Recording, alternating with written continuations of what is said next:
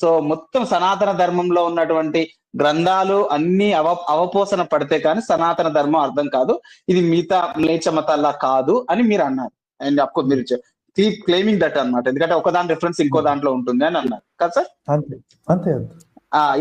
And మీరు అదే మాట ఇంకొకసారి ఇంకొక కాల్లో కూడా ఒకసారి అన్నారు, సనాతన ధర్మములో ఉన్న గ్రంథాలన్నీ చదవాలి అంటే ఒక జన్మ కూడా సరిపోదు, ఈవెన్ ఇన్ఫాక్ట్ మీరు కూడా చదవలేదని కూడా మీరు ఓపెన్ గానే ఒప్పుకున్నారు. నేను ఇప్పటికీ చదువుతూనే ఉన్నాను కదా. అదే అంటే ఇప్పుడు మీలాంటి వాళ్ళే మీరే గ్రంథాలు మొత్తం చదవలేదు, ఓకేనా, అది చాలా టైం టేకన్ ప్రాసెస్, అది నాకు తెలిసి ఇంపాసిబుల్ అవుతుందో కూడా నాకు తెలియదు, ఇంపాసిబుల్ టాస్క్ అనే నేను అనుకుంటున్నాను. మరి మీరు పక్కన ఇంకో పక్కన ఏం క్లెయిమ్ చేస్తున్నారంటే మొత్తం చదివితే కానీ ఇది అర్థం కాదంటున్నారు.